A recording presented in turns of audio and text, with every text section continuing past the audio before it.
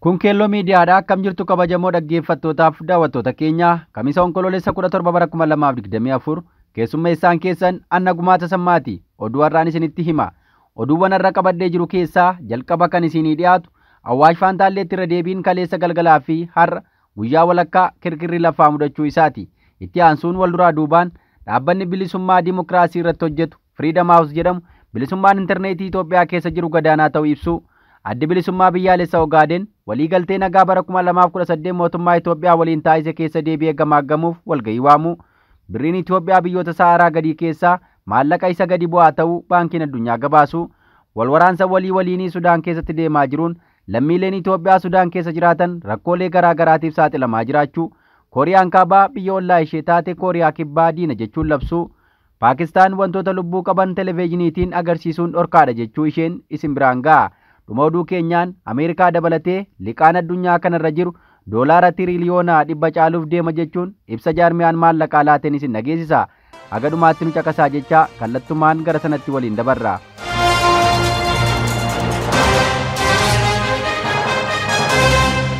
Awwaash Faantaalleetti irra deebiin kaleessa galgalaa fi har'a guyyaa walakkaa kirkirri lafaa mudate. Kirkirri lafaa Awwaash Faantaalleetti mudate magaalaa Finfinnee dabalatee bakkeewwan garaa garaatti dhaga'amee jira.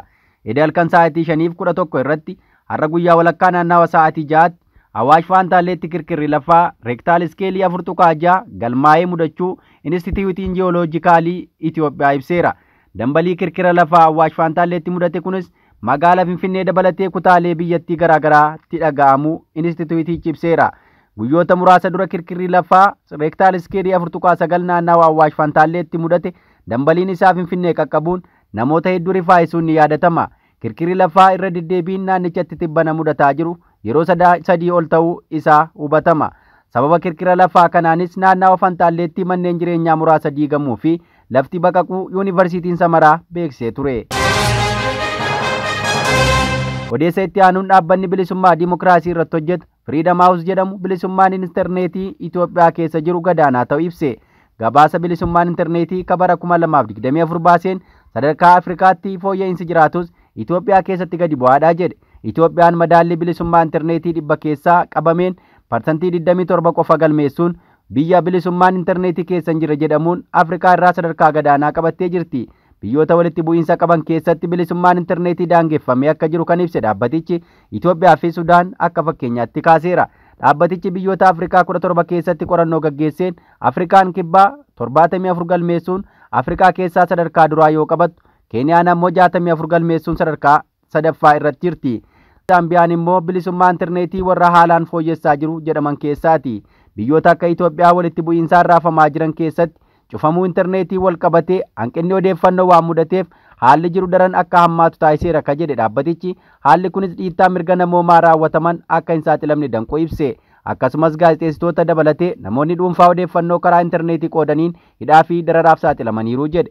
Itoophiyaan bara 2023 qofa intarneetii cufuudhaan doolaara biliyoona 1.5 ol akka dhabde qorannoon giddugala dagaagina mirgootaa fi dimokiraasii gaggeesse gabaasuun ni yaadatama. Bara jedhame kana keessa intarneetii sa'aatii 14,910 addaan cituun fayyadamtoonni intarneetii miliyoona 29 ol ta'an miidhamuu qorannichi ibseera.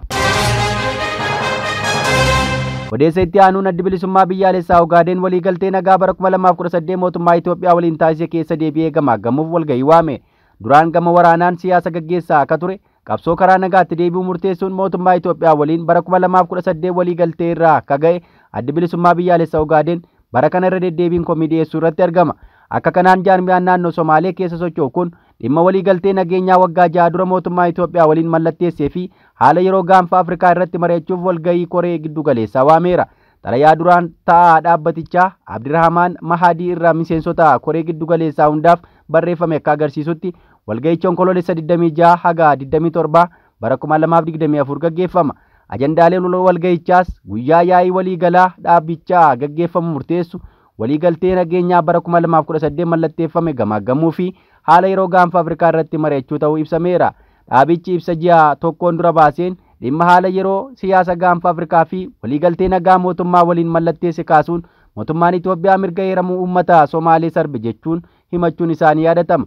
Itoophiyaa fi Somaaliyaa gidduu waldhabdeen uumamuu hordofee gochaa hangafoonni mootummaa Itoophiyaa naannoo Somaalee keessatti raawwachaa jiran mirga heeraa fi waliigaltee nagaa bara 2018 mallatteeffame cabsa jechuun yaaddoo qabu ibseera. Paartichi ibsa isaatiin jaarsolii fi hawwan dabalatee miseensonni hawaasa Somaalee televezyiinii irratti ba'anii eenyummaa Somaalee isaanii haaluun akka of salphisan dirqisiifamaniiru jechuun himate. Odeessa itti aanuun birriin Itoophiyaa biyyoota Saharaa gadii keessaa maallaqa isa gadi bu'aa ta'uu Baankiin Addunyaa gabaase. Baankiin Addunyaa jabina maallaqa biyyoota Saharaa gadii ilaalchisuun akka hubachiisetti qarshiin Itoophiyaa tarree maallaqa dadhaboo taasisuun kaa'eera. Akka dhaabbatichi jedhetti birriin Itoophiyaa, Naayiraan Naayijeeriyaa fi Paawundiin Sudaan kibbaa biyyoota Afrikaa Saharaa gadii keessaa maallaqa gatiin isaanii baay'ee gadi bu'ee ta'uu baankichi hubachiiseera. Hagayya 2024tti birriin Itoophiyaa, Naayiraan Naayijeeriyaa fi Paawundiin Sudaan kibbaa naannichatti gadi bu'uu isaa olaanaa agarsiisaniiru jedha gabaasni kun. Faallaa kanaatiin maallaqni akka shilingii Keeniyaa mallattoo damdamachuu agarsiisuun hanga hagayya 2024tti waggaa hagaa irraatti parsantii 21 dabaleera. Fooyya'insi kun jiraatus dinagdeen Afrikaa hedduun qormaata sharafa alaa mudachuu itti fufeera. Naayijeeriyaan biyyoota naannichaa biroo waliin ta'uun hanqina sharafa alaa cimaa fi dhiibbaa sharafa alaa mudachuu itti fufteetti. Gabaasni kun akka ibsetti haaromsi gabaa sharafa alaa bilisa gochuu tooftaa Itoophiyaan dhiyeenya fudhattee gadi bu'aa adeemuu maallaqa Naayijeriyaaf sababa ta'uu kaaseera. Gabaasicha irraa akka hubatamutti imaammata dinagdee Itoophiyaa baatilee darban keessa hojiirra oolchite qormaata hamaa maallaqa biyyattii mudachuuf deemu ta'uu isaa sodaatama. Oduu keenya birootiin wal waraansa waliinii Sudaan keessatti deemaa jiruun lammiileen Itoophiyaa Sudaan keessa jiraatan rakkoolee garaagaraatiif saaxilamaa jiraachuu himani. Sudaan waraana waliinii keessa erga seentee bubbulteetti. Lammiileen Itoophiyaa wal waraansa kana gidduutti miidhamaa, reebamaa, ajjeefamaa fi hidhamaa saamamaa jiraachuu maddi oduu kanaa OMN gabaaseera. Humnoota mootummaa Sudaan Jeneraal Abdurraahimiin durfamuu fi humna saffisaa jedhamuun kan Mahammad Amdan Dagalootiin durfamu gidduutti wal waraansi erga jalqabee waggaa tokkoo fi baatii 4 ga'ee jira. Wal waraansa kana gidduutti lammiileen Itoophiyaa Sudaan keessa jiraatan gara itti ba'anii dhabanii dararamaa jiraachuu maddi oduu kanaa himeera. Obbo Awwal dhalataa godina Jimmaa aanaa Maannaa ganda Gubbee mul'ataa biyya Sudaan magaalaa Kaartum keessa maatii isaanii waliin jiraatan rakkoon saamichaa humnoota Sudaaniitiin irratti raawwatamuu himu. Wal waraansa kana gidduutti baqattoonni lammiilee Itoophiyaa Sudaan jiran doorsifamanii waan qabanillee saamamanii rakkoo guddaaf saaxilamuu himanii jiru. Sababa wal waraansaa kanaatiin baanee hojjetachuu hanqannee beelaa fi dheebuun maatii waliin guddaa dararamaa jirraa jedhani. Onkoloolessa 1 bara 2024 dhalattoonni Oromoo Hojjaa dalagaaf manaa ba'anii karaatti ajjeefamuu obbo Awwal fa'aa eeranii jiru. Gama biraatiin immoo rakkoo bishaan dhugaatii fi ifaatiin mana keessatti ho'aan hedduu rakkachuu himani. Sababa wal waraansaatiin sochii biyyattii keessaa waan hin jirreef namni yoo dhukkubsates wal'aansaa osoo hin argatiin du'aa jiraachuu lammiileen himu. Dhabamuu bishaanii fi ibsaan wal qabatee hanqina qulqullinaa fi sababa ho'aatiin dhibeef saaxilamuu himani. Akkasumas kadu'anis awwaalcha dhabanii reeffi mana oolee bulaa jiraa jedhan. Maatii waliin mana keessatti cufannee hafuu deemna. Yaala argataa hin jirru. Sochiin jiraatee dalagannee nyaata argataa hin jirru. Waan qabnus saamamnee haala ulfaataa keessa jirraa. Sagalee keenya nuu dhagaa jedhan lammiileen Itoophiyaa Sudaan keessa jiran wabeeffachuun maddi oduu kanaa akka gabaasetti. Dhaabbileen dhimma baqattootaa irratti hojjetan gargaarsa wayituu akka hin taasifneefis ibsaniiru.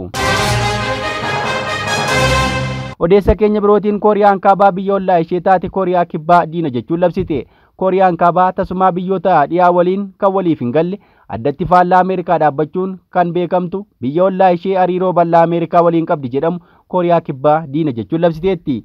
Miidiyaaleen Kooriyaa Kaabaa akka jedhanitti labsii kanas heera biyyattii keessatti dabaluu eeraniiru. Heera mootummaa Kooriyaa Kaabaa dhiyoo kana fooyyeffame jedhame keessatti jalqaba irratti kanatu eeramee jedha gabaasaan argame.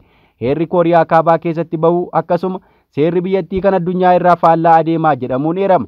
Rifeensa mataa akka bulchaa biyyattii Kim Jong-un fakkeessanii murachuu seera dhorku dabalatee biyyattii keessatti heeraa fi seerri hojiirra oolu ajaa'ibsiisoo ta'uu isaatu himama. Gaazexaan Kooriyaa Kaabaa Rodongi Simuun jedhamu dhimma Kooriyaan Kibbaa diina Kooriyaa Kaabaati jedhu fooyya'insi heera mootummaa biyyattii keessa gale waan gaarii akkasumas tarkaanfii sirrii fi fudhatamaadha jedhee gabaaseera.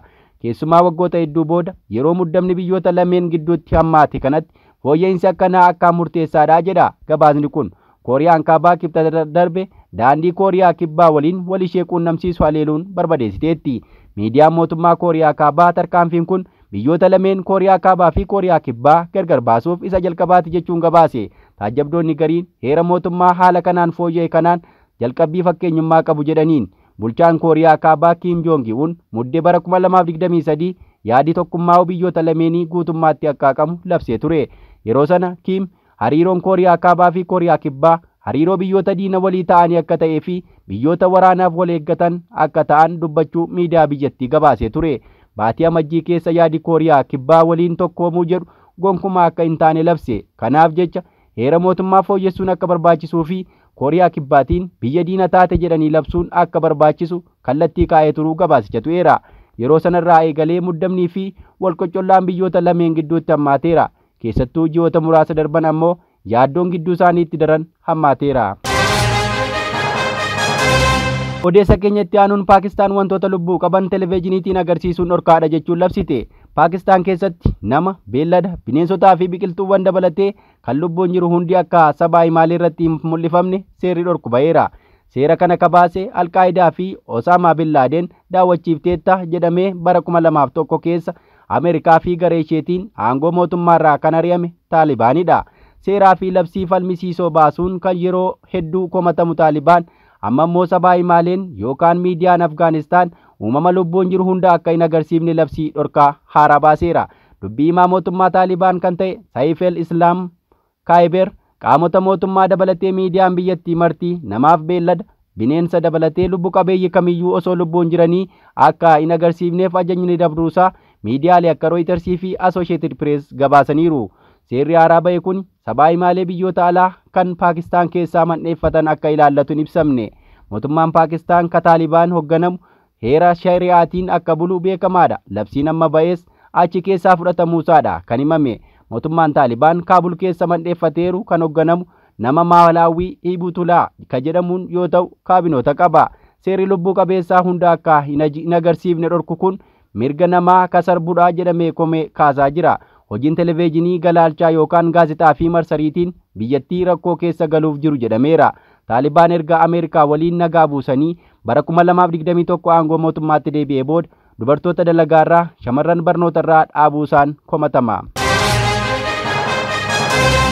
Odeessa keenya dhumaatiin Ameerikaa dabalatee liqaan addunyaa kanarra jiru doolaara tiriliyoona 100 caaluuf deemaa jedha jaarmiyaan maallaqaa. Ji'a lamaaf torbee lamaa booda liqaan biyyoota addunyaa kanarra jiru doolaara tiriliyoona 100 caaluuf akka jiru jaarmiyaan maallaqa addunyaa jidduu kana beeksiseera. Gabaasa jaarmichi baase keessatti akka ibsame yoo ta'e liqaan biyyoota garii irra jiru kan isaan galii waggaatti oomisha biyya keessaa irraa argatan keessaa 92% olidha. Waggaa 3 booda immoo idaan isaanii galii dimshaashaa kan waggaa oomisha dinagdee biyya keessaa irraa argatanii akka caaluuf jiru tilmaamameera. Xumura bara 2024 keessa jiru kanaatti liqaan biyyoota irra jiru walitti ida'amee doolaara tiriliyoona 100 caala. Liqaan guddaa kana irra jiru immoo biyyoota akka malee dinagdeetiin badhaadhaniiru jedhaman lamaan Ameerikaa fi Chaayinaadha. Addunyaarraa dureessummaan wal duraa duubaan sadarkaa 1ffaa fi 2ffaarra akka jiran Ameerikaa fi Chaayinaan liqaa fudhachuutiinis biyyoota hiyyeeyyii fi warra kaanis akkasuma dursu. Warra dinagdeen guddataniiru jedhaman kan biroo irraas liqaa guddaatu jira jedha gabaasichi. Biraazil, Ingilizii, Faransaay, Xaaliyaanii fi Afrikaa Kibbaa Ameerikaa fi Chaayinaatti aananii warra idaan guddaa irra jira jedhaman keessaa ka adda dureen maqaan isaanii eeramedha. Tokkoffaarra ka jirtu Ameerikaan amma liqa doolaara tiriliyoona 35 qabxii 4 qabdi. Duula filannoo biyyattii keessa jiruun wal qabatee ashuuraa hir'isna jedhamee waadaa galameen liqaan dabalataa gaafatamuu mala. Harki guddaan liqaa biyyoonni fudhatan kan irratti dhangala'u dhimma siyaasaattidha jedha jaarmiyaan maallaqaa addunyaa kun. Dabalaa deemuu liqaatiif akka sababaatti kan eeraman maallaqa akkaan guddaa hojii siyaasaaf ramadu mootummoonni hojii dinagdee biyya isaanii guddisuuf dabalataan lammiileef dalagaa uumuu irratti xiyyeeffachuu dhiisuu isaaniitu kana fide. Amma haa irratu malee dhukkubii vaayirasii koronaas kana keessaa shoora qabaa jedha jaarmichi. Egaa dhaggeeffattoota keenyaa odeeffannoon irraaf qaban kana fakkaataa ka guyyaa boriin akka walitti deebinutti nagaan nuuf tura.